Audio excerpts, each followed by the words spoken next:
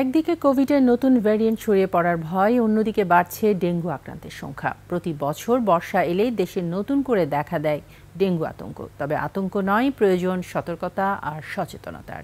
একথাই জানান বিশেষজ্ঞরা। বিস্তারিত খালিদ ইবনে মিজানের রিপোর্টে।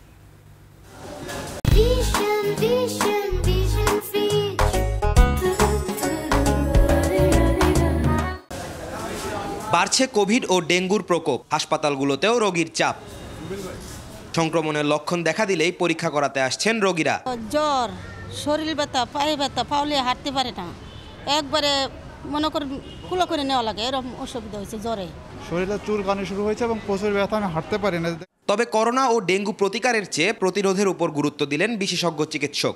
আক্রান্তের সংখ্যা অন্যান্য বছরের তুলনায় বিগত 2 বছরের তুলনায় কিছুটা হলে বেড়ে যাচ্ছে। তো যেহেতু আক্রান্তের সংখ্যা বাড়লে ঝুঁকিটা কিন্তু অনেক বেশি, বিশেষ করে শিশুদের, বয়স্ক যারা আছেন অথবা গর্ভবতী মাদের। তো সেই জন্য সতর্কবার্তা আমরা দিচ্ছি যে স্বাস্থ্যবিধি কিন্তু একমাত্র প্রতিরোধের পথ। কারণ যদি ভাইরাস ছড়িয়ে পড়ে একজনের কাছ থেকে আরেকজন হাঁচি কাশির মাধ্যমে কোভিড ভাইরাসটা, সেই জন্য স্বাস্থ্যবিধি মানতে অবশ্যই হবে। ডেঙ্গুর বংশ বিস্তারটা রোধ করাটা সবার আগে দরকার, জানা দরকার ডেঙ্গু কোত্থেকে বংশ বিস্তার করে। অবশ্যই চিকিৎসকের পরামর্শ নিতে হবে, যেটা কোভিড হলে নিতে হবে, ডেঙ্গু হলে নিতে হবে।